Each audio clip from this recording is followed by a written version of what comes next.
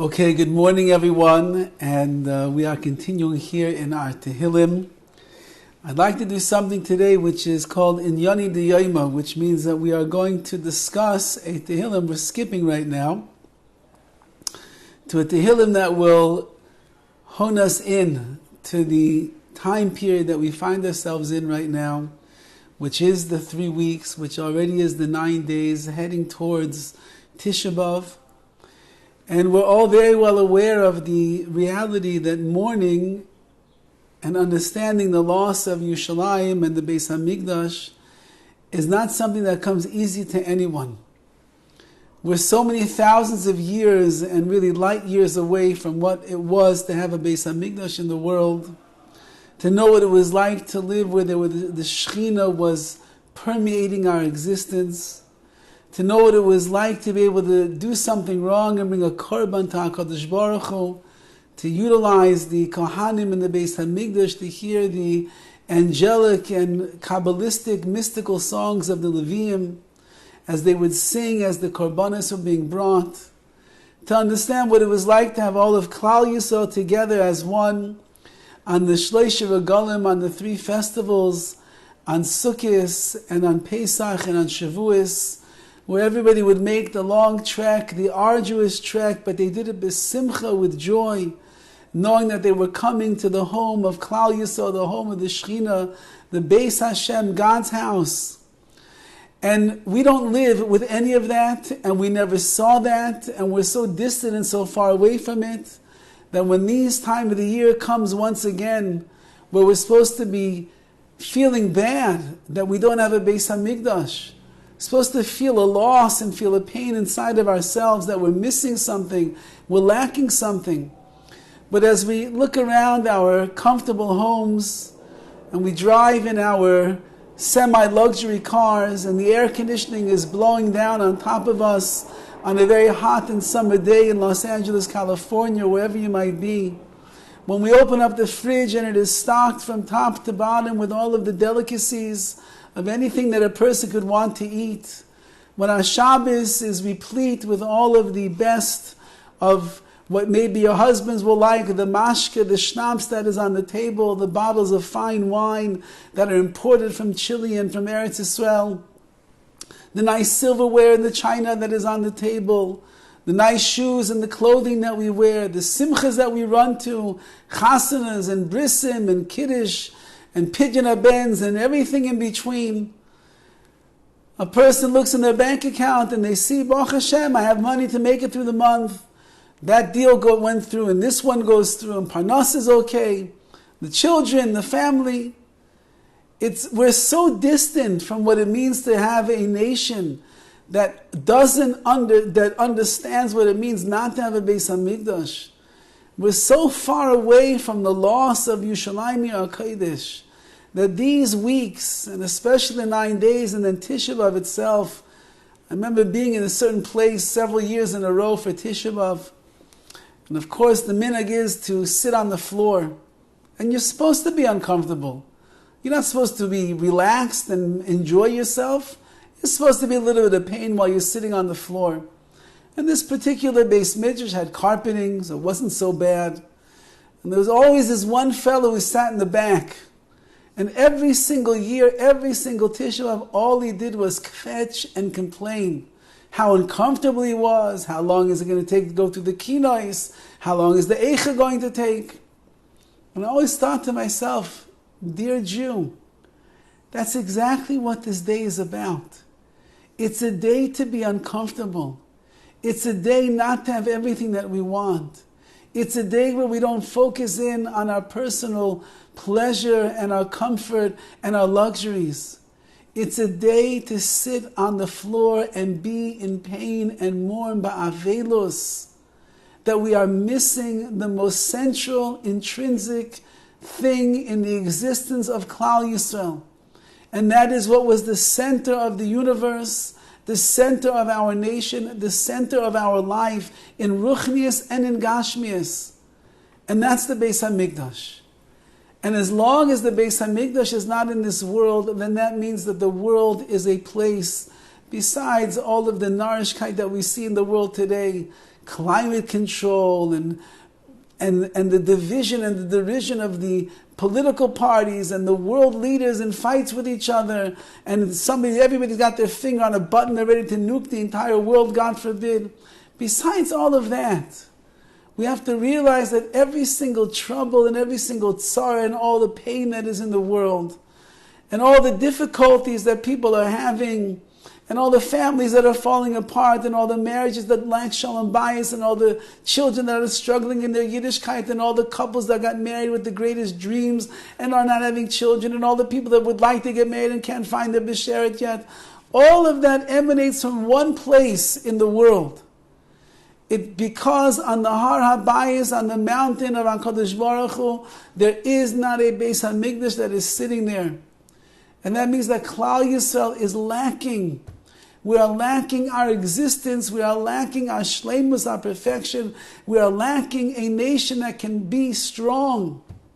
A nation that can have all that it needs in its relation with HaKadosh Baruch Hu. We are missing all of that. But we don't understand what it means.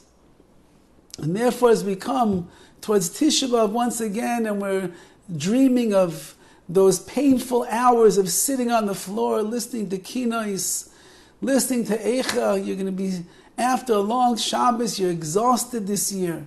You cooked and you cleaned and you took care of the kids and you're wiped out, and then you have to go to Shul Motzi Shabbos at 9 o'clock at night, sit on the floor uncomfortably and listen to Eicha, drag on. Chas v'chalila, the Jews cannot think like that.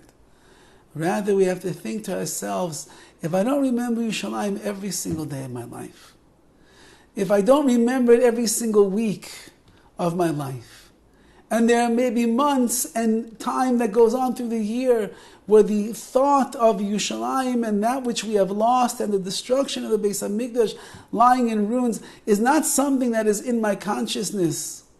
It might not even be so much in my subconsciousness. At least 24 hours I will dedicate myself to feeling the loss and feeling the pain of what we don't have anymore in Klal Yisrael. To feel what it must be like for the Shekhinah not to have a home. You know, we live here in Los Angeles. This is the land of the homeless. Everywhere you turn, everywhere you drive, every corner that you look at, there's another tent, there's another person sleeping on a bench. There's another cities of tents that are building up all over the place. People, they're like birds gather all the different odds and ends to build a nest. You look at these places sometimes like birds, they get all these odds and ends to build their nests so they can live and they can survive. They have no place to go. Stand by the end of the freeway begging for money, poor, destitute, hungry. I'll take anything. A person has to think to themselves a little bit on this Tisha B'Av. HaKadosh Baruch Hu is a homeless. He's like a homeless lahavdil. He doesn't have a home to bring the Shekhinah to. He doesn't have a home to gather Klal Yisrael. He doesn't have a home where he's going to put us all together as one for the holidays, for the Chagim. He doesn't have a place to bring tshuva and korbanos. He doesn't have a place where Klal Yisrael can see what it means to be a Jew. When a Jew walked into the Beis HaMikdash, they saw nisim and niflois, wonders and miracles in front of their eyes, and they were infused with amun and bitochen. What's a Yid supposed to do in Tarzana, California, in Los Angeles, New York, in Baltimore, in Washington? What are they supposed to do to get amunah? How can they see the Rebbeinu Shalom anymore in their lives? We don't see it around us. So we struggle. We're like fish that are like flopping, flipping, and flailing for life, trying to figure out, how can I believe in you, HaKadosh Baruch Hu? How can I love your Torah and your mitzvahs, HaKadosh Baruch Hu? How can I love you, Rebbeinu Shalom? How do we have that? We lost all of that with the loss of the Beis HaMikdash. We don't have a place to run to, a city of refuge, so to speak, where we can be enclosed inside of there. We can be protected by the walls of the Beis HaMikdash, the walls that were permeating with Kiddush and with Shekhinah. That we don't have anymore. And so at least one day of the year, on Tisha B'Av, the day that is earmarked since time immemorial, from the days of the Meraglim, of the spies, when they made the terrible mistake And they caused hysteria to the Jewish people. They weakened our emunah, they weakened our belief in our Kodesh Baruch Hu, they weakened our trust that we're going to go into Eretz Yisrael, conquer the land in a moment, and Hashem is going to take care of us. And Hashem said, Atem b'chisem b'chiyah shel chinam. You cried on that night for no reason, because I already promised you Eretz Toivi, it's a good land, everything you need is going to be there. I swear to you, says HaKadosh Baruch Hu, I'm going to make it a night that will be a bechir l'doros. It will be a night that you will cry for all generations. And all destruction of Klal Yisrael has taken place over the generations on Tisha B'Av. Chorban Habayis Rishon, V'Sheni, the first and the second Beis HaMikdash. Inquisition, so much of the Holocaust started and took place, World War I, World War II. Pain and suffering throughout all the time periods of Klal Yisrael, all because of a Tisha B'Av. So it's a Bechiyah L'Doros, it's a night that we cry in every generation. It's not easy to cry. You can only cry about a loss if you recognize and you feel what that loss is. A person goes to a Shiva house, a person goes to a Levaya. If it was someone that they were very close to when they come to that Levaya, they're crying by the time they walk into the door of the hall. When the first person gets up to speak and the words start flowing out of their mouth, remembering the person who was niftu, who passed away, and you begin to think to yourself how you related to that thing they said, and you think about the person in this way, and the person brings out, the eulogist brings out their midah, their character, and who they were, and their emunah, and their beauty, and everything about them. And you're sitting there wailing and crying like a baby because you know what is lost. But the person who's standing from the outside, like the person who works at the funeral parlor who's seen 100 Levayas funerals already that week, they're numb. They are not feeling the pain. They don't feel the loss. They don't even know who the person is. And they stand there and they can watch everybody in the congregation crying their eyes out, and they will just stand there waiting for their time to come up and make the announcement of where the Shiva house and the address and the directions. We cannot be spectators on Tisha B'Av. On Tisha B'Av, we are the mourners of the loss of the Beis HaMikdash. But in order to be able to mourn and to cry properly, we have to begin to think to ourselves and understand what is it that we lost. So I would like to go to Tehillim Kuf Lamed Zayin today, 137, for anyone that is looking inside. This is the famous Tehillim al Naharais Bavel, on the rivers of Bavel, which speaks about Klal Yisrael when they were going into the Gullus, into the exile after the destruction of the first Beis HaMikdash. When they were running away from their tormentors, and the city of Yerushalayim was in shambles, in ruins, fires were raging, blood was running down the street. The Jewish people were in a bad shape. It was the first time after we had entered the land of Eretz Yisrael that we were sent into such terrible, terrible exile and gullus. And they're running and running and running, and they end up having to go to Bavel, because that's where their tormentors are taking them and directing them. And the pasuk says, "Al naharais Bavel, on the rivers of Bavel, Sham Yeshavnu." That's where we sat. Gam bechino, and we also wept. We cried. Bizachreinu es Tzia, when we remembered Tzia, and when we remembered the city of Yerushalayim, the Beis HaMikdash, and everything that it was. And Rav Hirsch points out on these words that when Klal Yisrael was running, and they lost the Beis HaMikdash, it was destroyed. They realized that they lost, number one, their independence as a nation. We are who we are because of Eretz Yisrael. And Eretz Yisrael is what it is because at the center of everything is Yerushalayim. And at the center of Yerushalayim is the Beis HaMikdash. And in the center of the Beis HaMikdash is the Kodesh HaKadoshim, the Holy of Holies. So everything that we are as a nation comes because there is a place called Yerushalayim HaKodesh, or the Beis HaMikdash in place. We lost all of that. We lost the Beis HaMikdash. We lost our independence, our self-worth, our knowledge, our understanding of who we are. And the songs that we would sing inside the Beis HaMikdash, those songs of joy, the songs of spiritual bliss, the songs that would be the total expression of all the feelings in our heart for the tremendous love that we have of HaKadosh Baruch Hu, of His nation, of His people, of the mitzvahs that HaKadosh Baruch Hu has bequeathed upon us. And those songs were silenced. And there was no way that we could sing anymore. There was nothing joyous in the life anymore of the Jewish people. It was just sadness and destruction, ruination, and aveilus in the morning of Klal Yisrael. And when you are there on the foreign soil, you're no longer in Eretz Yisrael. The songs of Kedusha that well up inside of us, they cannot exist. A Jew cannot find himself outside of Eretz Yisrael. A Jew cannot be in tune with the spiritual grandeur and the glory that is inside of their neshama outside of the Beis HaMikdash.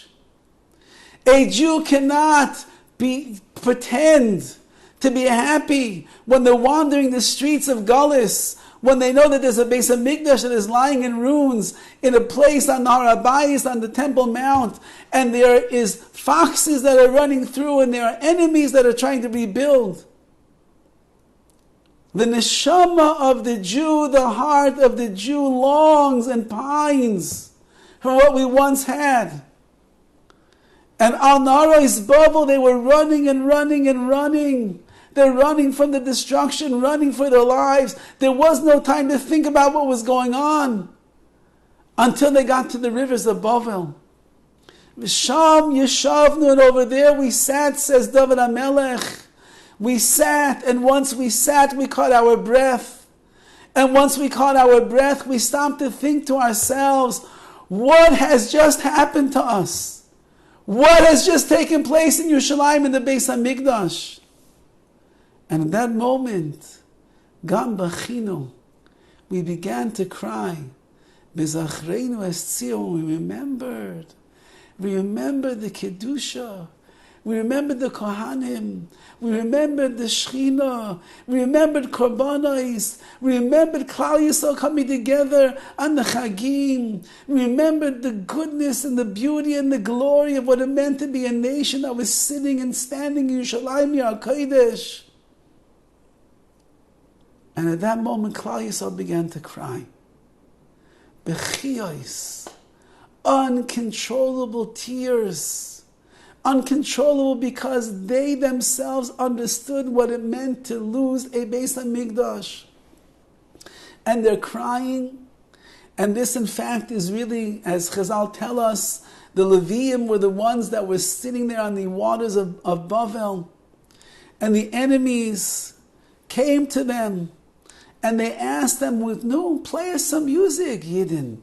We know that you were such great musicians in the Beis HaMikdash. You had so many beautiful songs you used to sing. When the Jews would bring their sacrifices, Leviim, you were standing there with your harps, and you were playing angelic music that could touch the heartstrings of every single person that was there. And you had happy songs, mystical songs, beautiful songs. Why don't you sing for us right now as well? Let us hear. And this is no less, or I guess no more, we will say, than what we find the Nazis in Yimach Shemam. I once heard from a Holocaust survivor who was a young girl at the time that the Nazis took her and her family and her town into Auschwitz. And the Nazis, Yimach Shemam, they were so wicked and so insidious. They used to ask the young girls, sing us their song. There's a song called Yiddish Mama. Yiddish Mama is the song, the Jewish mother. It is the most heart-wrenching song about what a Jewish mother is. How she would go through fire and water for her children. how she would do anything to raise her children and take care of them and love them and be there for them. And the whole nigginess of a Yiddish mama is so heart-wrenching. It makes a person cry, goosebumps all over. And these Nazis, Yamach Shemam, they knew that these young girls, their mothers had gone gassed up in the chambers. Their fathers had been killed. Their brothers, they were gone. They had nobody left. And they would make these girls sing the words of Yiddish Mama to the soldiers, to the Nazis, Yamach Shemam, to destroy their spirits and kill them spiritually and emotionally. And so here's the Jewish people on Naharos Bavel, they're on the rivers of Bavel. They finally Sham Yeshavnu, they get to sit down, catch their breath, process the destruction that has just taken place as they were running and watching Jewish bodies being slaughtered by the Babylonians. And then comes along the Babylonians and they say, do us a taiva, do us a favor. We'd love to hear some of your music. Now we know that in Avil, someone that is mourning, not only can they not listen to, not only can not play music, they can't even listen to music. They're not going to pull out a harp. They're not going to start playing their music. They're mourning the loss of family, of relatives, of friends, Kohanim, Leviim. They're mourning the loss of the destruction of the Beis HaMikdash. You want them to play music right now? How much torture could you put them through? And so what did they do? They hung their harps on the willows that were there. And they said, play. We can't play music right now. This is the most depressing, miserable day of our entire life. We just lost the Beis HaMikdash. We lost millions of Jewish people. You want us to play music? Are you out of your mind? We can't do such a thing. Kisham she'elunoi she'veinu divrei shir. Our captors asked us, please sing songs. V'solaleinu simcha shir lanu mishir tzion. They said, sing us one of those songs of Tzion. Sing us a song you used to sing in the Beis HaMikdash. Let's hear, Yidden. Let's hear how you would sing. This is like the Mitzrim did to Klal Yisrael. They played mind games on us. And the Nazis played mind games on us. The Spanish played mind games on us. They wanted to destroy us and make it worse than it was. And they said over there, as Rav Hirsch writes, on the soil of our new home, they wanted us to cast off our mourning. Forget that you're mourning. Forget what you have lost. Now you forget about your fallen country.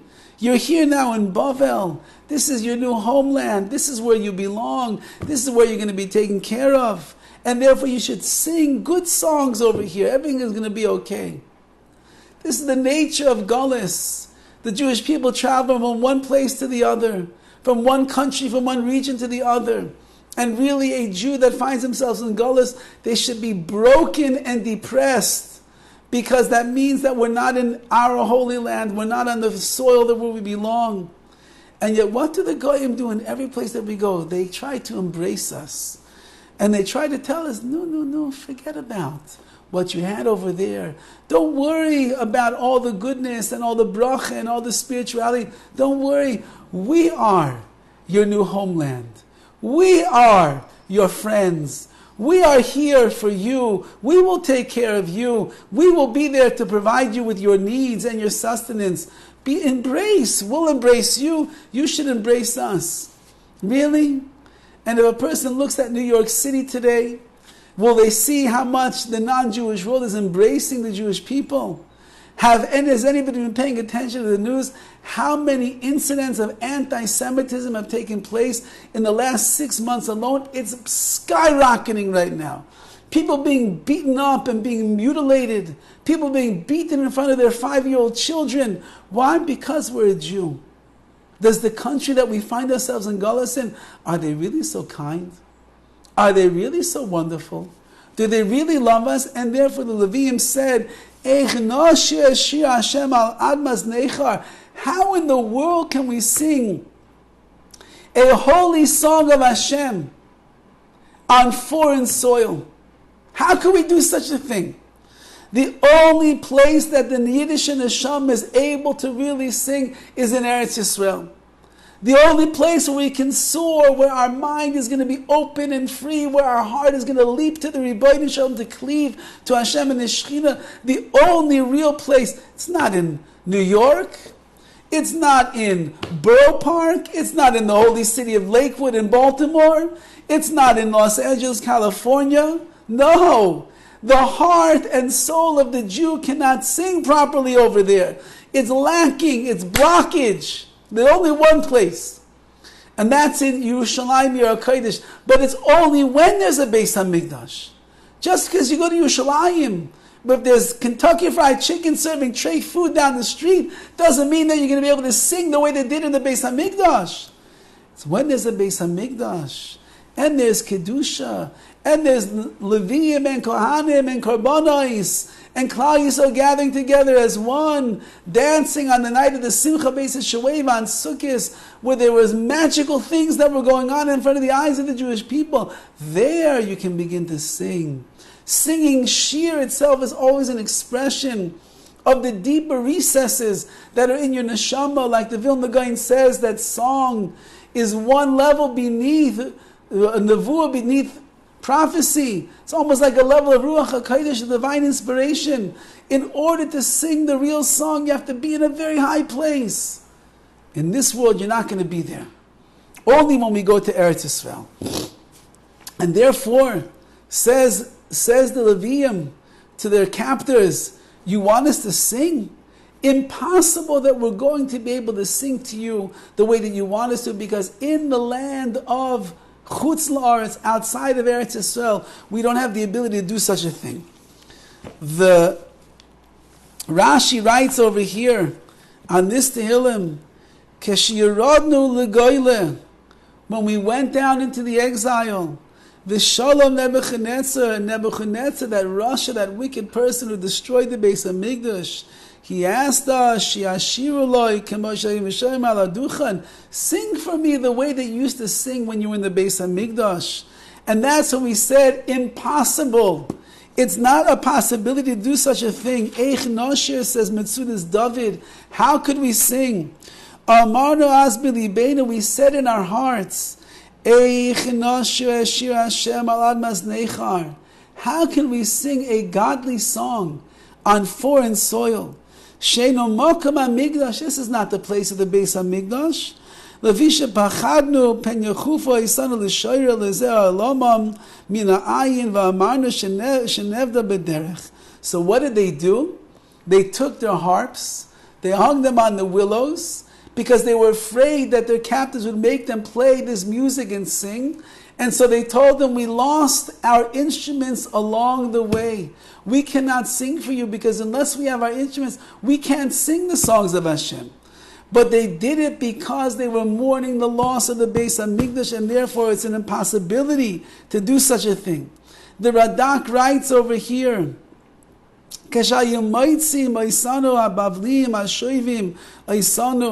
when the Babylonians who captured us, they said, no, sing us a song.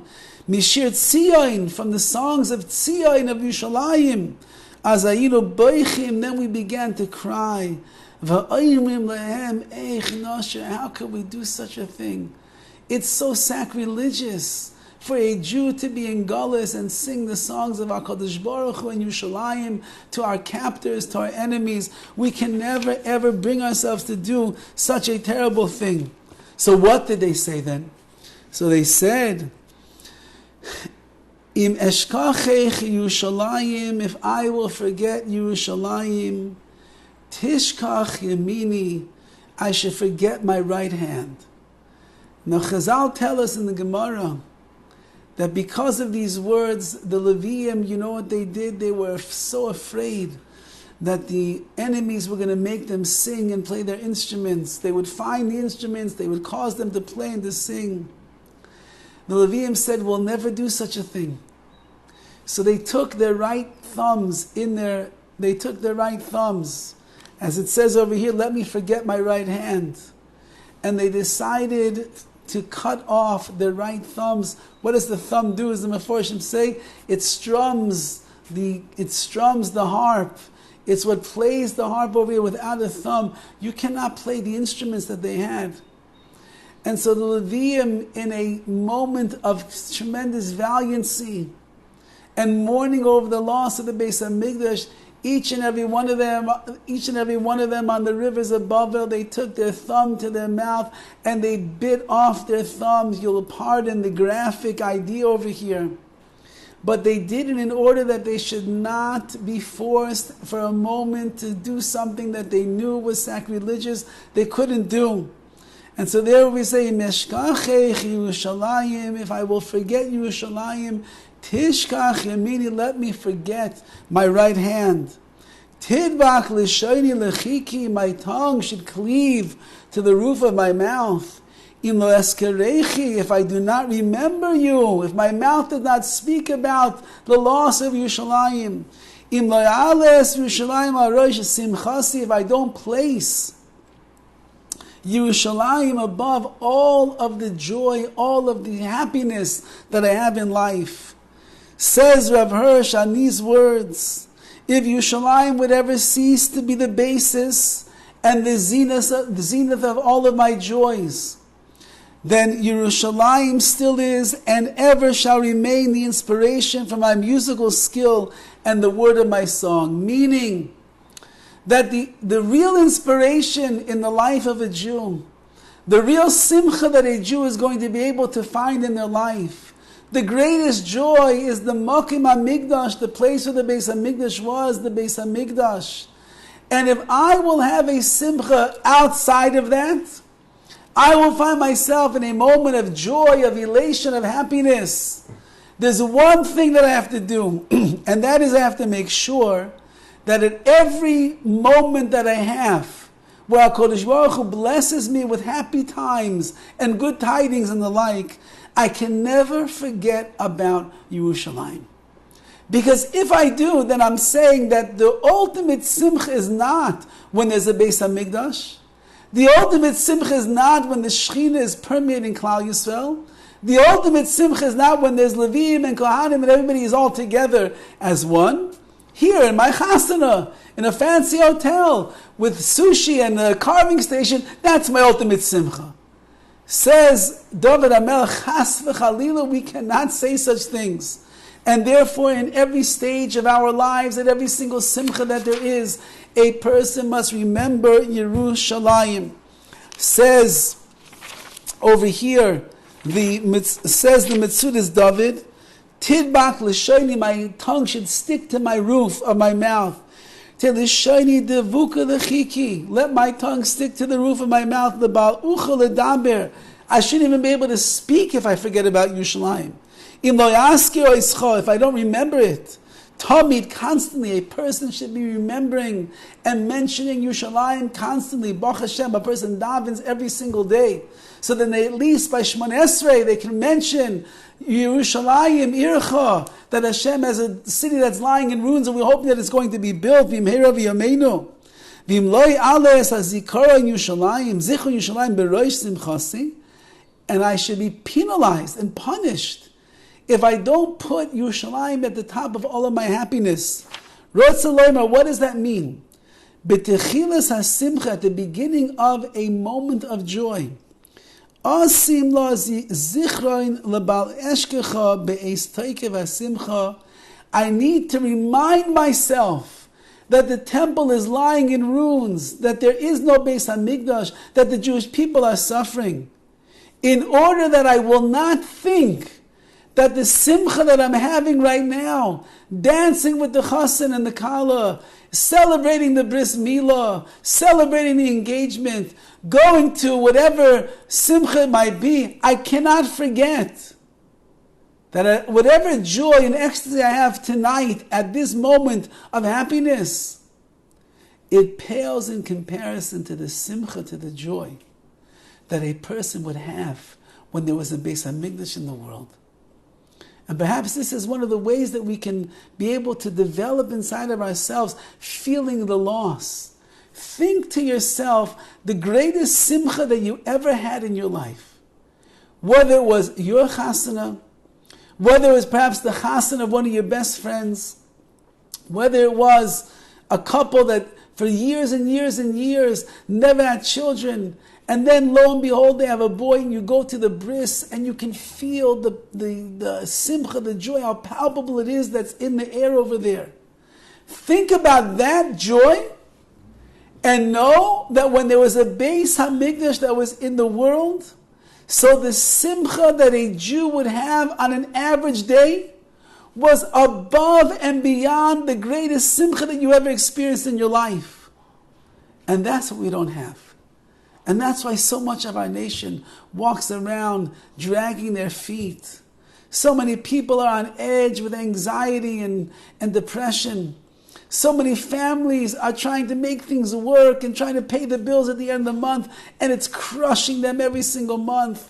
So many people, Rahman al-Islam, are sick, going through things that we never imagined in our life. So many Yisayimim, so many poor orphans in the world today because their young parents passed away. One, sometimes even two of them have passed and left all these children by themselves. Whatever simcha you had in your life that you thought was the most amazing simcha, no, it's nothing compared to what the world was like when there was a Beis HaMikdash. The world was a different place. Our nation was a different nation. Miracles were all around us. We were infused with Kiddush and holiness. We were able to talk to the Rabbi Shalom clearly. And therefore, we can never forget. Says the Radak, Im lo eskarech, if I do not remind myself, eskar charbeincha, if I don't remind myself of the destruction, vis abel alav, and mourn over it, v'lei ashir al roish simchasi, I cannot sing the beginning of my happiness, keshe esmach b'shum simcha, when I will rejoice at any happy occasion, eskar, of Evil Yerushalayim, I must remember the loss of Yerushalayim, the mourning of Jerusalem, Va'aleya Rosh HaSimcha, and I have to place it up on the top, on the head of all joy and all happiness that is there. Says Rabbi Gamliel Rabinovich, the Levium asked themselves, how can we sing right now? Al Admas Necho, on foreign soil, we're in Gullus, we're in exile. How in the world can we sing? And he says like this, this is a question that a person actually has to ask themselves every moment, all of the time. How is a Jew in Los Angeles, California, how are they able to sit in Pat's, chow down on their 42-ounce steak, drink a nice glass of wine, laugh about silly things, walk to their car, give the guy a tip, give him a big smile, get into the car and drive home with true happiness? How could a Jew do such a thing? When the city of Jerusalem is lying in ruins, and we, Nebach, we're on foreign soil. We're not supposed to be here. We're not supposed to be in America, America, the empty place. We're not supposed to be here. As our friends and our neighbors are reminding us about all of that, when they bring up all the anti-Semitic acts that they're doing, when they push and they beat and they make statements and they blame things on our nation, the reason the world is falling apart because of Klal Yisrael, we're not supposed to be here. So he says, this is really a question everybody has to ask themselves. How can I be so happy about life? How can I be rejoicing, dancing around and singing when there's a Beis HaMikdash that is lying in ruins? And we find in the Gemara, he writes, Gemara,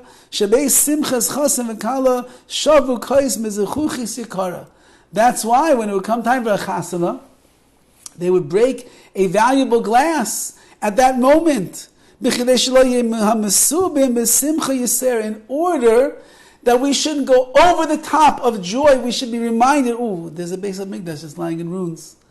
I forgot about that. It's so exciting over here. There's so much. There's a taco station.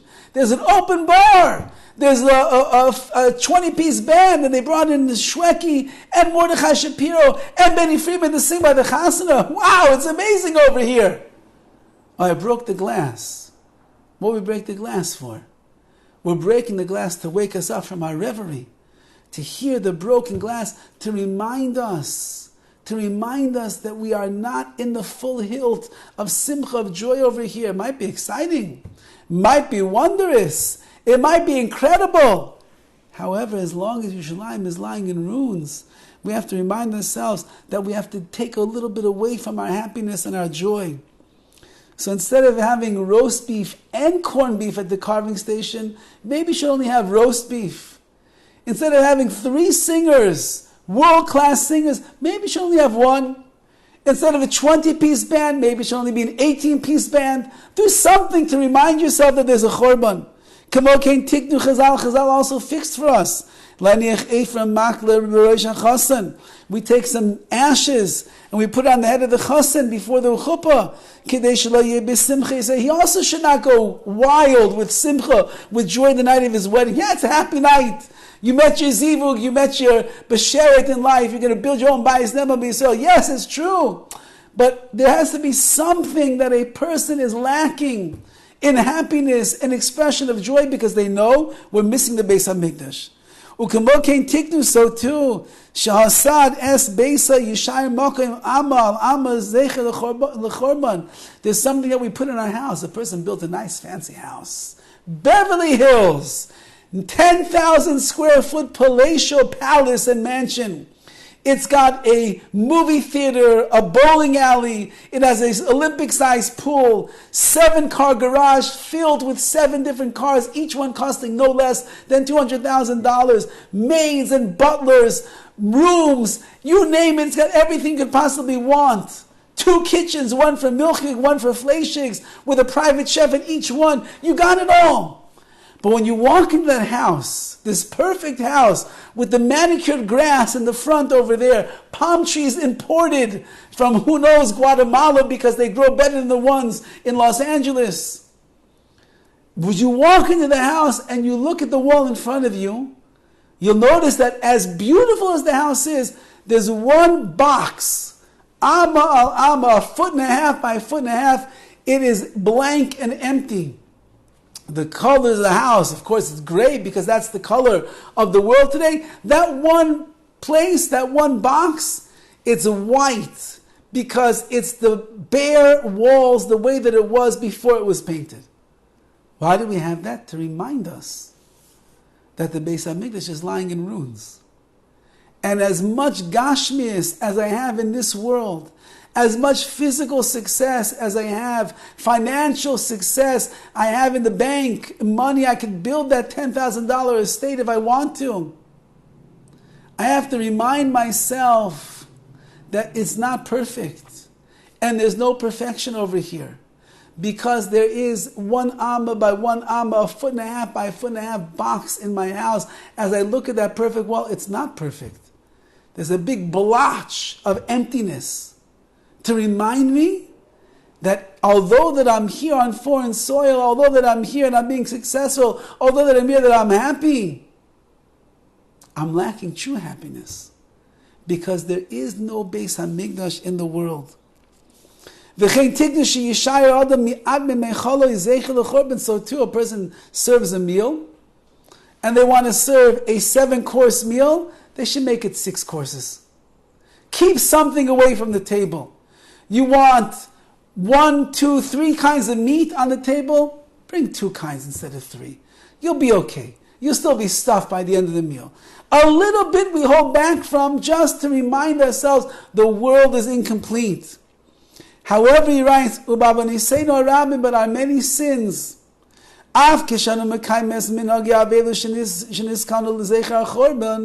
we all do these things.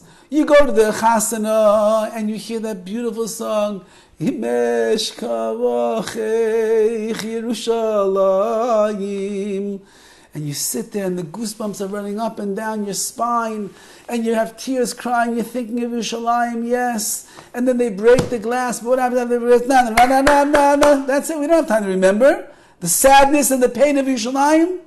You have a woman who wears jewelry. The Chazal tell us she shouldn't wear every single piece of jewelry she wants to, because If she wears everything, she's showing that the world is perfect. No. So, but what does she do? She's got $10,000 or $20,000 worth of diamonds hanging from her neck.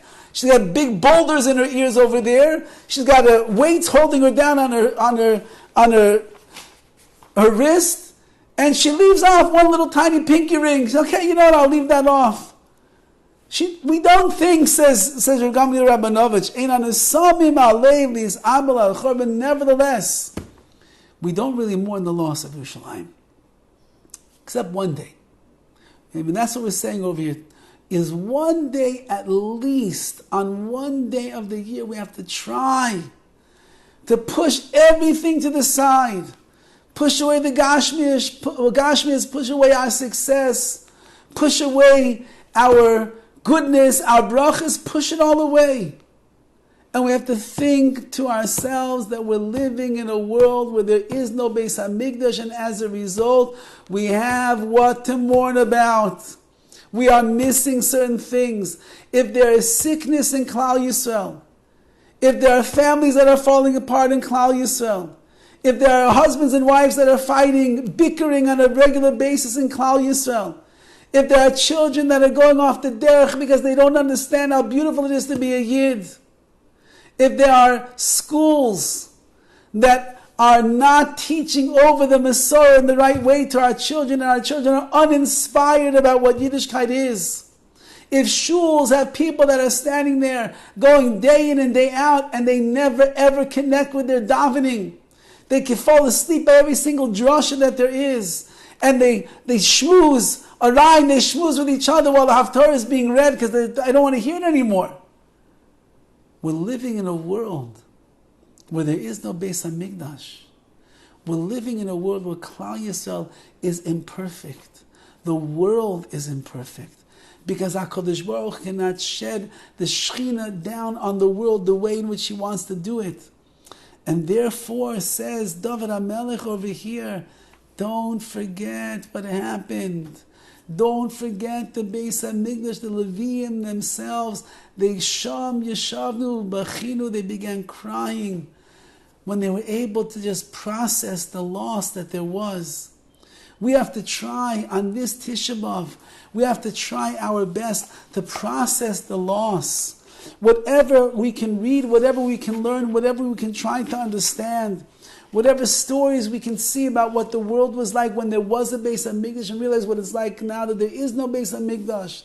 Whatever we can do, we have an obligation to ourselves, to our HaKadosh Baruch Hu, to Klal Yisrael, to be people that are going to feel the loss of what we don't have anymore.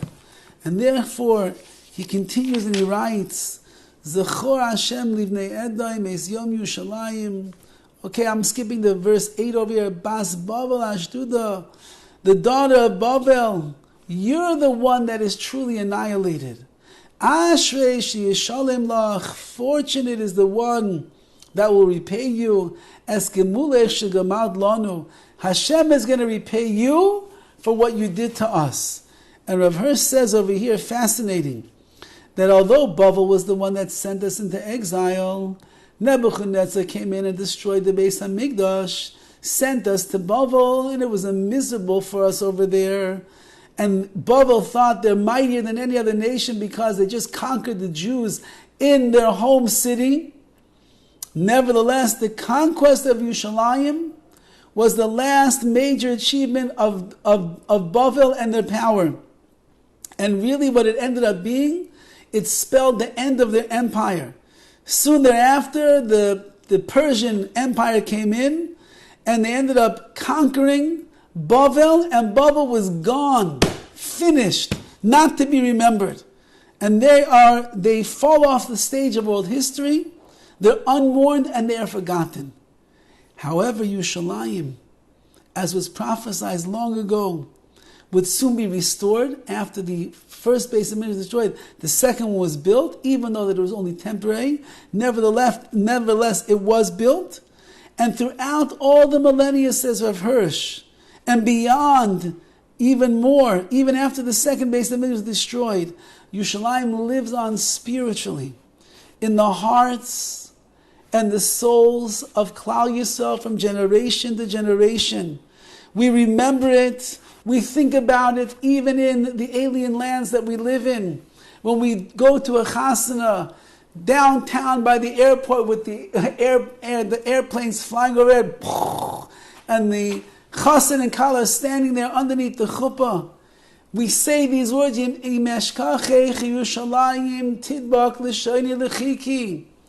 we say those words, we sing the song of Yerushalayim to remind ourselves it's not all about this. We didn't forget already 2,000 years, HaKadosh Baruch Hu. We didn't forget about Yerushalayim for 2,000 years. We didn't forget about what it means to be a Jew for 2,000 years. We might be straying. We might be far.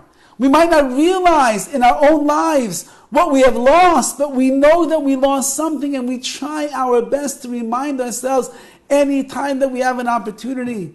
When we say the bracha of Yerushalayim every single day in the Shemoneh Esrei, remind yourself that the Beis HaMikdash is lying in ruins.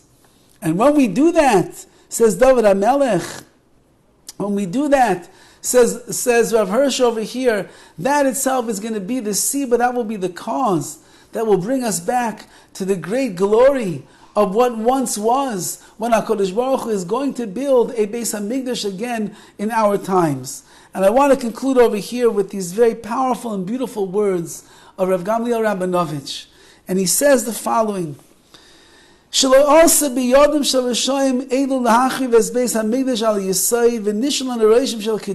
Yerushalayim, the wicked people, Nebuchadnezzar, Titus, who came in later on during the second Beis HaMikdash, their will and their greatest desire was to bring Yerushalayim and the Beis HaMikdash totally down to the ground, to destroy everything.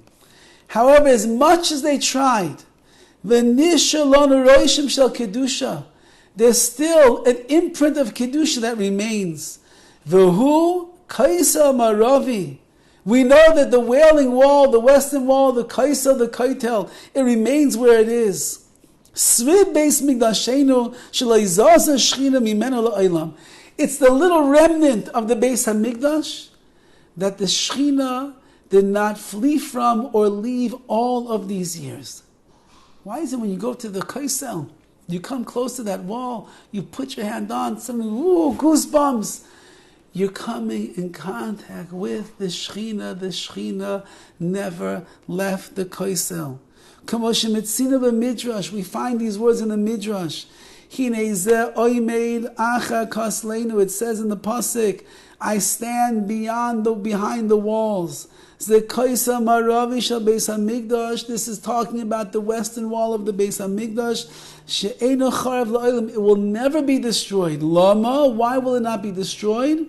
Because the Shechina, the divine presence, resides in the west, and therefore the western wall remains intact. It will never be destroyed, and it never was destroyed. Says Rav Gamliel the following: the wicked people of every single generation,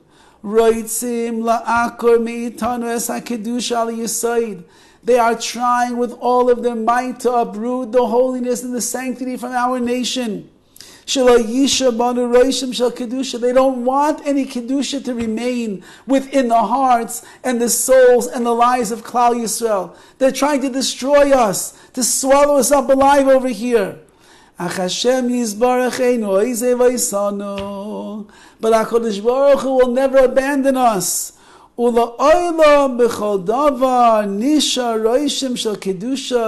And no matter what will happen in the Galus, no matter where we will go, no matter how much they will rise up against us, He will always allow to remain the sparks of Kedusha, the holiness, the imprint in our souls and in our hearts of what it means to be a Jew.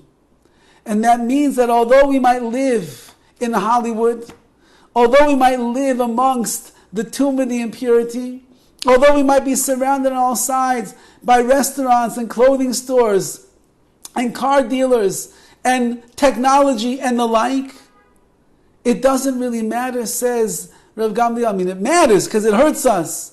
But a Jew has to remember that deep down inside of us, HaKadosh Baruch, there is a Kaisel Amaravi, there is a wailing wall, there is a western wall, and the Shekhinah will never depart. How do you find Bali Tshuva? People that grew up with no shaykhis, no connection at all to Judaism and to Yiddishkeit. They never knew an Aleph or a Beis, a Yom Tiv, a Shabbos, nothing. How do you find a person 20, 25, 30, 40 years old? Suddenly they return to their roots, they return to their traditions, they return to the pathways of Torah. How do they do that?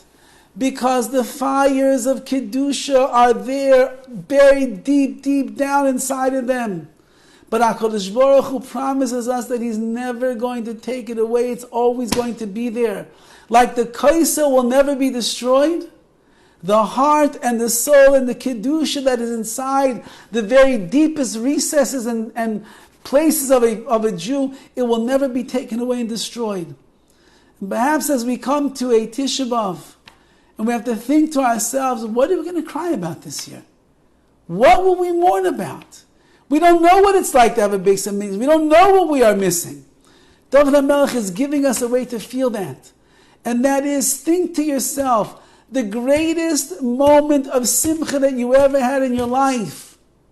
It's nothing compared to what the world was like, what Klal Yisrael was like when there was a Beis HaMikdash. And if you could imagine not having that simcha, imagine you didn't have a chasana. Imagine you never made a bris. Imagine you didn't go to Eretz Yisrael and have the schus to daven by the kaisa 40 days and 40 nights for whatever it is that you need. Imagine you never saw your friend who was childless for 10 years, who didn't have children, finally have a child. Imagine you never knew what it was like to enjoy a Shabbos at your parents' table and enjoy the pleasure that was there. Imagine you never experienced the joys of life that you have in this world. Imagine you never had that. It was taken away. You never experienced it. But you did, so you know what it was like. Says Dovid HaMelech, the Beis HaMikdash was double, quadruple, infinitely greater than that when there was a Beis HaMikdash in the world. And that's what we lost. We lost joy. We lost connection to HaKadosh Baruch Hu. We lost simcha. We lost ruchnius. We lost kedusha. We lost all of that. And on Tisha B'Av, that's all that HaKadosh Baruch Hu wants to see. That we understand that we lost something. That this world is incomplete and is imperfect. That we are missing the basic foundations of Klal Yisrael. And we don't even know what simcha. We don't even know what joy is. We don't even know what it's like to be connected to Hashem. And that itself is a destruction. That is a chorban. Each and every one of us is our own walking chorban, destroyed edifice in this world. Because as close as we get, we are still so far away from the Ribbono Shel Olam. As much as we daven with fervor, as much as we connect through our prayers, there's so much more that we could accomplish in our davening if only there would be a Beis HaMikdash. In our chesed, in our midas, in our mitzvah observance, yes, we have accomplished so much in our lives, hopefully. But when there was a Beis HaMikdash in the world and everything was clear, there was nothing holding us back. We ran to do the Ratzon Hashem. That's what we're missing right now. And if Siyata D'Shemaya, a person will sit as Klal Yisrael sat on the floors, like it says in the very beginning of this Tehillim, Sham Yeshavnu, there we sat, Gam Bechino, only when we sat on the floors and we processed what we had lost, were we able to begin to cry when we realized what we lost. So too on this Tisha B'Av, sit on the floor. Don't complain that it's hard. Don't complain that you're uncomfortable. Don't complain how long it is. One day a year we can offer to HaKadosh Baruch Hu, where we begin to think and realize to ourselves everything that we don't have as a result of there not being a Beis HaMikdash. And then perhaps we'll find in our hearts feelings and emotions that connect us with what once was in this world 2,000 years ago. We'll find the way to express our sadness, the loss that is intensified year after year generation after generation, that we spend another year in Galus. And perhaps, just perhaps this year, we will find the tears to cry. As HaKadosh Baruch Hu warned us, you cried b'chia shel chinam, you cried for no reason on the night of Tisha B'Av when the spies came in and they tricked us and they fooled us and they made us think that going into Eretz Yisrael was going to be a terrible thing. I swear to you, says HaKadosh Baruch Hu, for all generations it will be a bechia ledoros. You will cry on that night. And we will cry because we begin to realize what we have lost. We cry for all the pain that is in this world today. And there is so much pain in Klal Yisrael. For that we have to cry. And if we will cry for that, and we will cry for Klal Yisrael, and we will cry for the things that we don't have and the brachas that we need, then Be'ez Hashem Yisbarach, this will be the last Tisha B'Av that HaKadosh Baruch has to send us, because He sees that we are a nation that values the Kedusha, a nation that values the Shechina, a nation that values what it means to be Klal Yisrael, to be Am Yisrael, together ba'achdus as one, in Yerushalayim Yir HaKodesh, b'mheira v'yameinu.